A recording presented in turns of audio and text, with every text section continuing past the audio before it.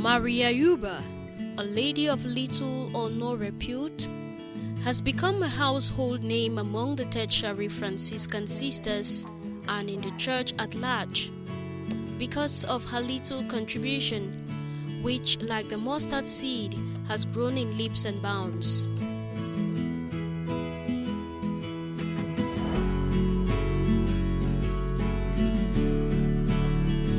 In her efforts at responding to the needs of the underprivileged girls in her community, the third order regular of the Franciscans, today known as Tertiary Sisters of St. Francis, was born. The religious congregation grew to maturity when on September 12, 1700, it became international with pontifical right and mother house in Brixton. The mustard seed effort of the mother founder, Maria Yuba, was not only fueled by God's grace, but also by the huge assistance which came from Father Isidore Kinel. Even though the central office of the congregation is in Rome, her main charism of educating underprivileged girls has kept the members spellbound even as they zealously engage in different apostolates the world over.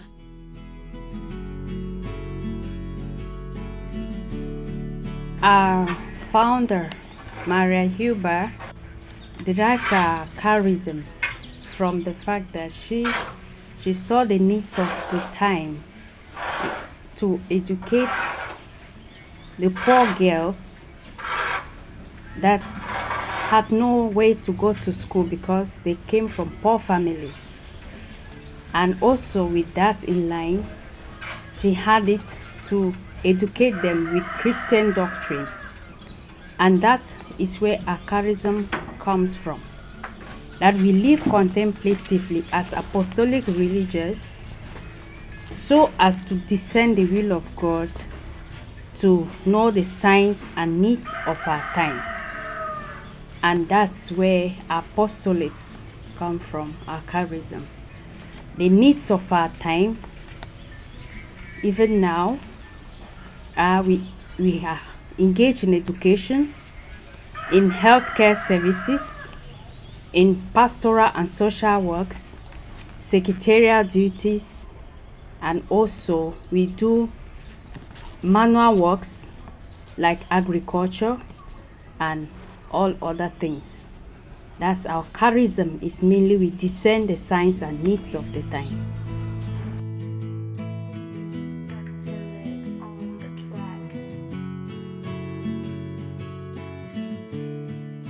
As the congregation of the Tertiary Sisters of St. Francis kept spreading, in keeping with the Ascension Thursday mandate of Christ to his disciples of bringing the good news to the ends of the earth, Cameroon could not but benefit from the zealous outreach.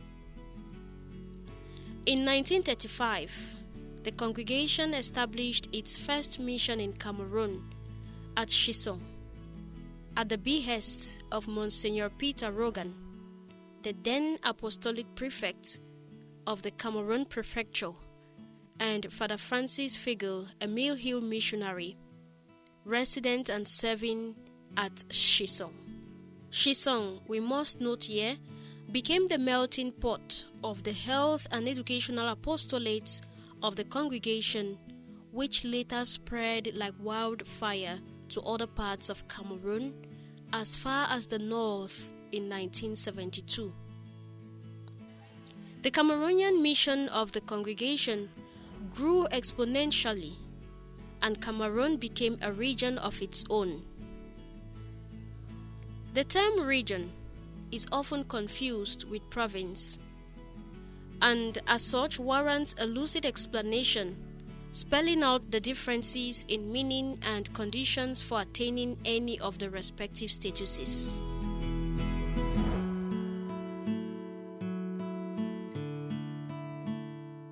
Before Cameroon became a province, and before all the other provinces became provinces, they existed as regions. and a region is created under the jurisdiction of the whole congregation when the superior general deems it necessary, as in our constitution. When they deem it necessary to create a region, when the number of sisters in that particular area does not meet the requirement of creating it as a province. And Cameroon existed as, before the province of Cameroon existed as a region, because the number of sisters at that time were not up to the required, it did not fulfill the required needs of becoming a province.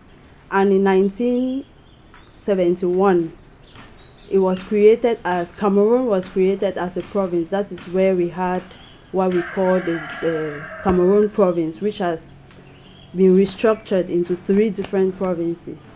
Bolivia recently also, still in our province, in Latin America, in our congregation in Latin America, was created a province, but it existed for many years as a region. And when it met the requirements of becoming a province, it was uplifted to the level of a province, as is the case. Cameroon, you may ask why Cameroon did not create regions before uplifting St. Clare, St. Francis, and Maria Huber to be provinces. Maybe you will be thinking, why did they not start as a region? But it met all the conditions that are required for a structure to be raised as a province. We met them. That is why we created these provinces instead of creating them as regions. Over time, the Lord blessed the growth of the congregation in Cameroon even more as it moved from region to province, after having spread throughout the ecclesiastical province of Bamenda, from where the seed was sown in Cameroon, and to the dioceses of Cameroon. Such growth, we must note, could not only be as a result of the beautiful manner in which the sisters lived out their vocation, but also because the hand of the Lord was on it. For if the Lord does not build the house, in vain do its builders labor. Psalm 127.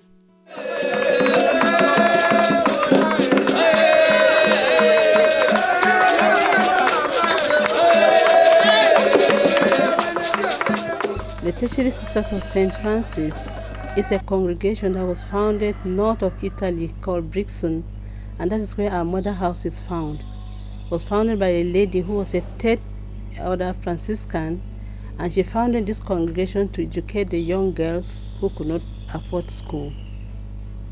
And in this congregation, we are found in 6 provinces now. That is BESONG, Hal, Bolivia. Cameroon now created 3 provinces: St. Francis, Maria Huber, and St. Clare.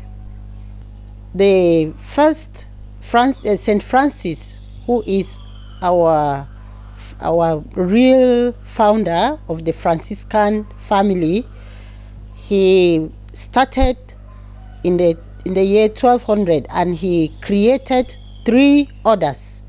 The first order is made up of the Capuchins, the Franciscans, that is, they are also the Franciscan men. The second order is, they are the poor clares who live in the cloister, they are contemplatives. Then the third order, we have the tertiary, the regular and the secular orders in the third order. We have the regular are those who live in communities, like the Tertiary Sisters of St. Francis. That's where we really take our name from, that third order, tertiary.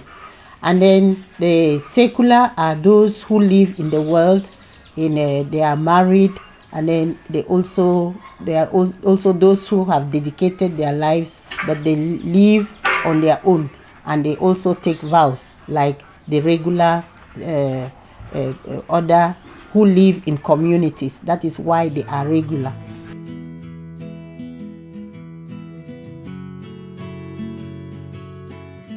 proliferation of communities of the Tertiary Sisters of St. Francis in the nooks and crannies of almost all the remotest dioceses of Cameroon displays how faithful the sisters have been to living out their charism.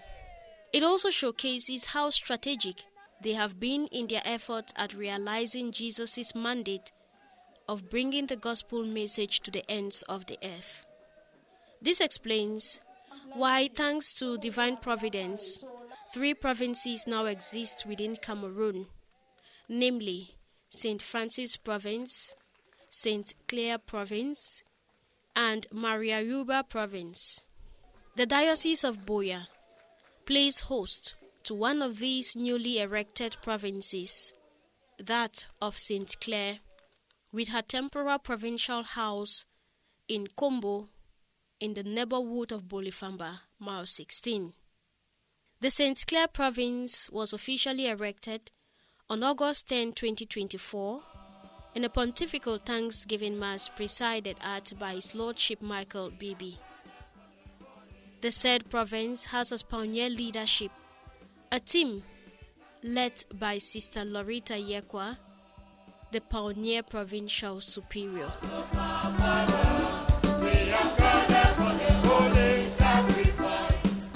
About the choice, I would just think that it's simple because we are at the center when you look at the geographical situation, and we can easily travel to those places because, for example, if we put the seat in Morocco, there are not many sisters there.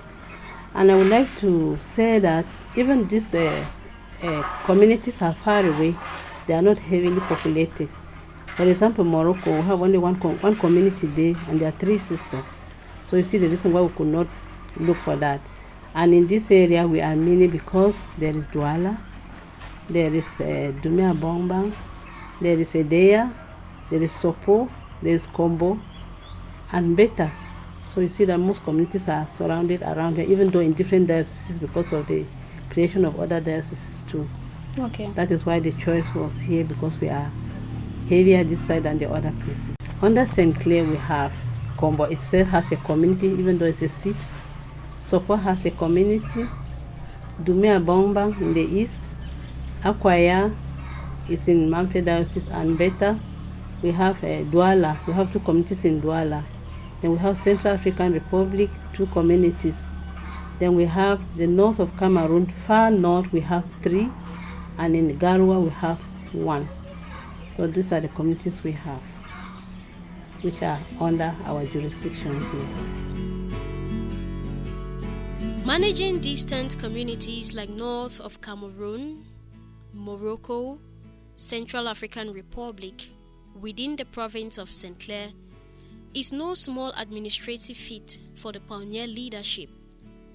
However, proper strategy would guarantee a smooth functioning of the province, notwithstanding other obvious setbacks which characterize such management. We have made a plan already, which we are already started visiting even before we had the Thanksgiving Mass, so that we get in touch with the sisters in their various places. But we are a team, and we work as a team, we divide ourselves and we visit these communities. And so when they come back, they give reports from what they have visited the sisters, what the sisters are saying, how they are faring, and how we can empower them.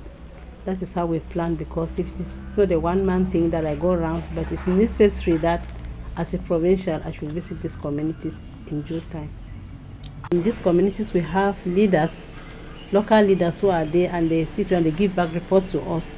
If need be, for what they cannot handle or our attention is needed, we'll visit them without counting the cost. Even we have been there for 3 weeks and something comes up that we need to visit the sisters, we do so.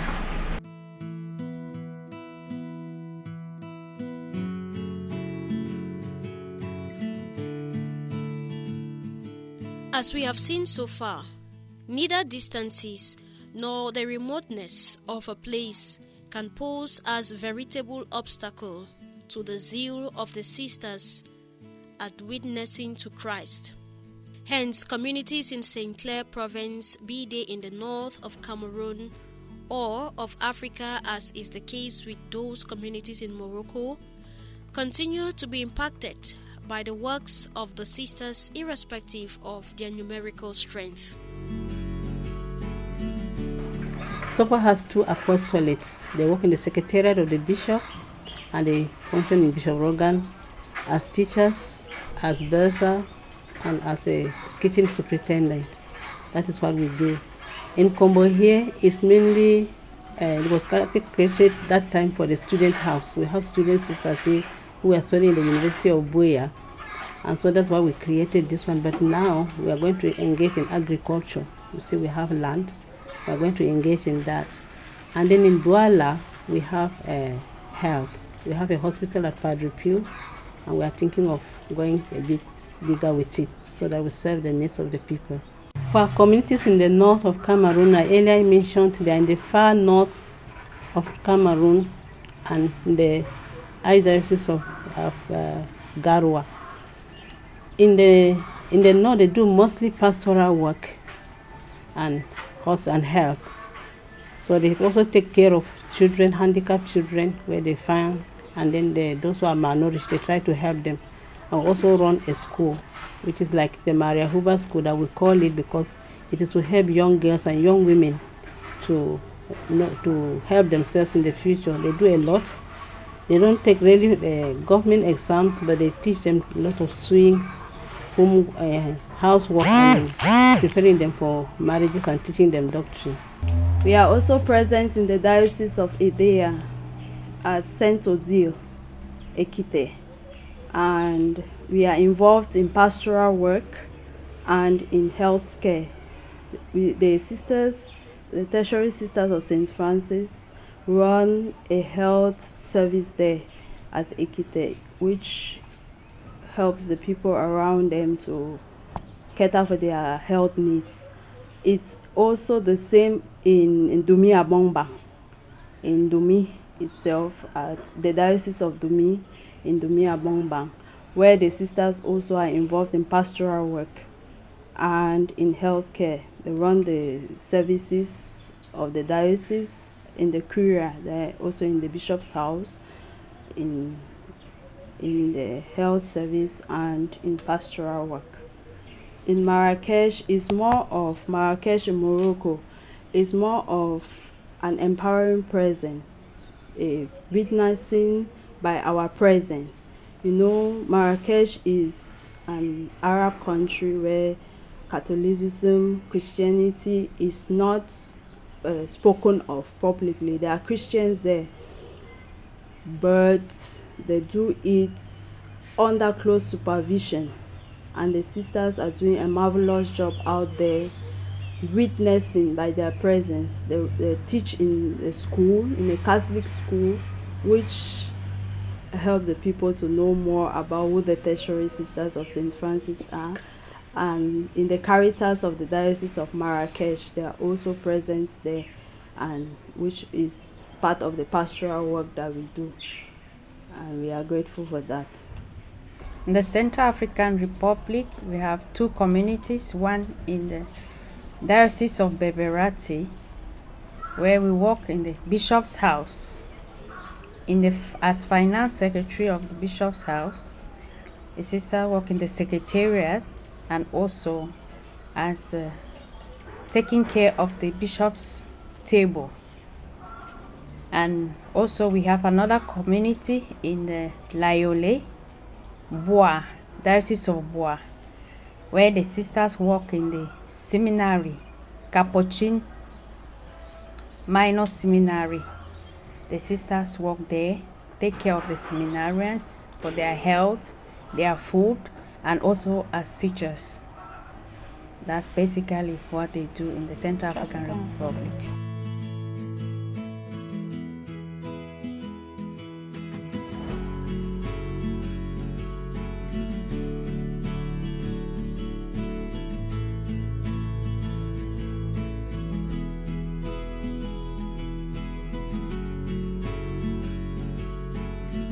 That the congregation was born to attend to one of the major needs of the time leaves us with the conviction that its scope keeps expanding.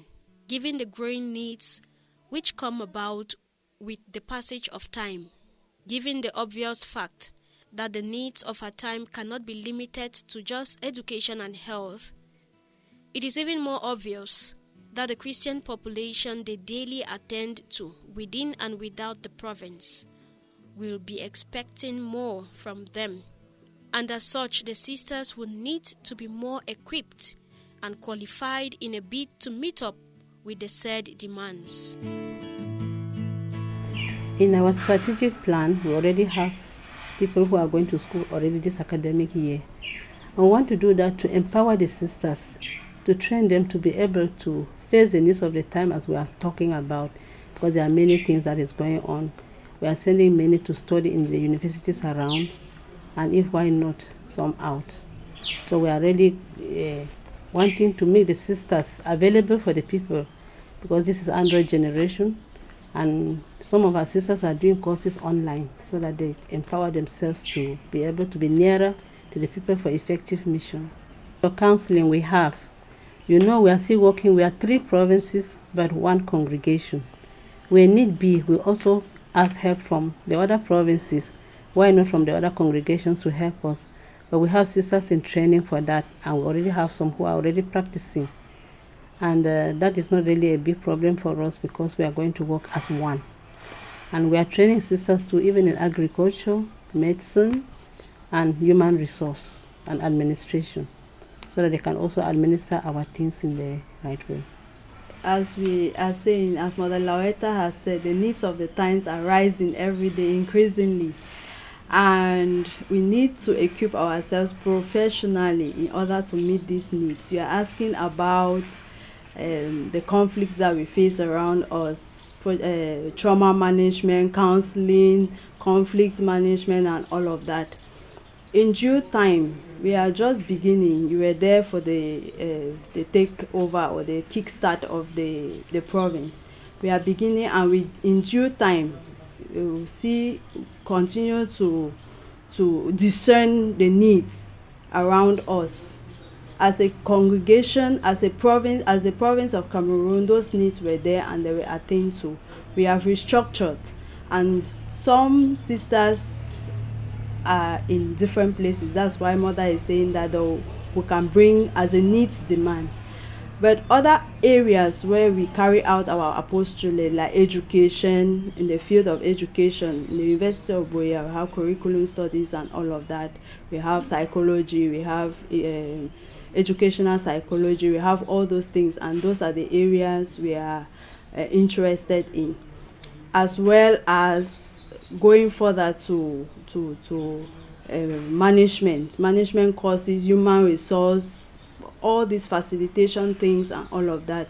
Those are the needs of the time as the leadership discern, because they need to discern what that need is at a particular time. If not, society will derail us.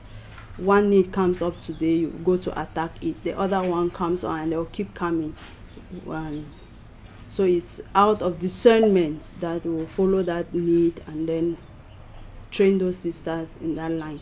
The leadership team is working hard towards that, and we heard the cry of the bishop, and in due time that will be done.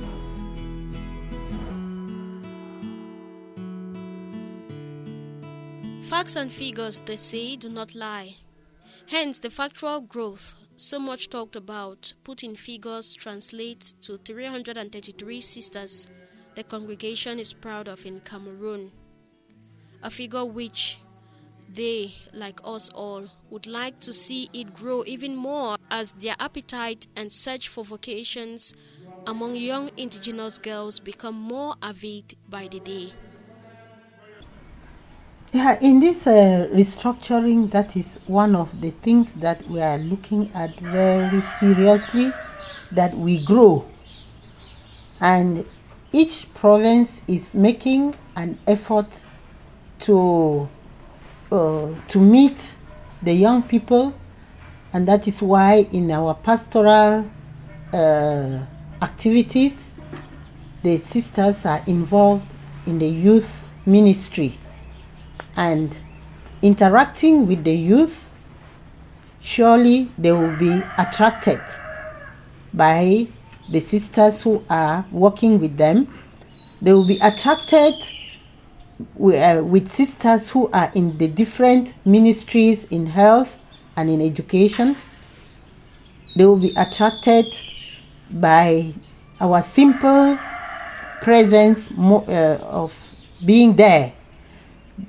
We will also envisage to make visits to schools so that we can also teach doctrine, and we can make our presence felt in even government schools. That is another avenue, and will be telling the young people that it is a life worth living. They can see me already. You see how I'm looking good. I'm happy. I love my congregation. I love my province. So they are welcome. They should come. They should come and join us, because it is a life that is good. We are happy. People always wonder, sometimes when we laugh, they are saying, these people have gone and locked themselves in the convent, and what are they enjoying? It is very enjoyable. There is no life without difficulties. I don't want to promise the young people that they will come and they will not have difficulties are in every life. So they are welcome. They will embrace the life. They will love it. They will meet challenges and they will overcome it, because those of us who are already old in the life, we are going to encourage them to live the life, and they will see us living it. So that is my message to them. They should not fear to join the sisters, the tertiary sisters especially. I would like to say that the young people should not be afraid to embrace the religious life in any way. And in the Android generation is in which we are, to say that, as scripture has put it rightly, do not be conformed by the distractions of the world. The reality of the world is true. We are seeing it and we are going in it. But we have a transformation of heart. That is what will help us. Because if we are conformed to the tendencies of the world, we will not embrace religious life, especially to the young people. We see how much you battle, our dear young people. You battle with all the distractions of the world, be it the Android phone, be it the apps and the platforms in it.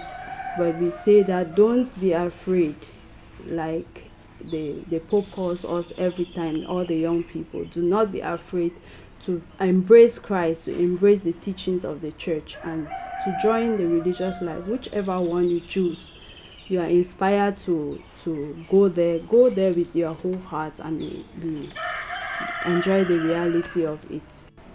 In addition to what my sisters have just said, I want to say that I'll tell the young people to give it a try to this call to religious life or to priesthood.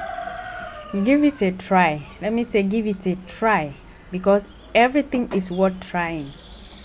And when you try, and because God takes the initiative to call you, and there are no particular people, I want to make it clear, no one is being specially chosen to be a sister, but God has a plan for each one of us, and he calls each one of us. If you just feel it, have a feeling that you are being attracted to this way of life, but admiring a sister, or it comes in any way, just give it a try. That's what I want to call all young people. And I want to encourage the parents, please give your children the freedom to choose. If a child expresses the desire to join the religious life, let her go ahead. You cannot battle with the call of God. God takes the initiative to call, and it can come at any point in time of the child's life. Let her go ahead. Let her respond to this call of God, and she will be happy. I must assure you, you will be happy. As the sisters have already put it, there are difficulties, there are challenges, but the God who calls you is going to give you the ability to overcome them in one way or the other, and you will be happy. I want to thank first the parents who have children, because personally I came from a family, and I always say that my vocation started back in the family, because I happen to be from a family that prays, And encouragement was just a few. It was my decision to join the sisters, but it was not easy. And as my sisters have said, that life is not easy, the decision is yours and God's. And that when God calls, don't be afraid. Start first by seeking advice. There are priests around, there are sisters around. Seek advice from them. They will tell you what to do and how to take it, but do not fight with your parents. Take it gently. And eventually they will come to understand what you are opting for. And I want to say that when you look at me, those of you who know me know that religious life is possible and that it can be lived. I would like to say that I want to thank the diocese for embracing us, the people of Buea in general. On the day of the Thanksgiving Mass, I was really taken up by the attendance and the type of people that were there. Civil, traditional, administrative, and Christians at large. Thank you for that. I'm really, really grateful, and I see the support. And we see pledge on that support to support us. As we said, it's a child growing, not yet creeping. And I know that many expectations are coming up. We already had some are asking for the hospital, they're asking for schools and that. But we say that we, all of us together, God will answer our prayers, and we are determined to be more present to the people. Our presence is very, very important to the people, and for effective mission that we serve the people without discrimination.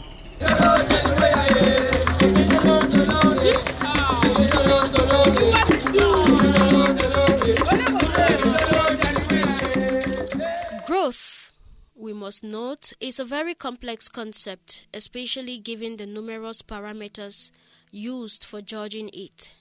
However, not even the blind, deaf, dumb, and indifferent would find it difficult to appreciate the growth experienced by the tertiary sisters of St. Francis the world over, and in Cameroon in particular. We can only pray that the feat attained so far may be for an eternal harvest, and that many more young girls give their yes to keep the flame of the said growth alive for the greater glory of God and the sanctification of man.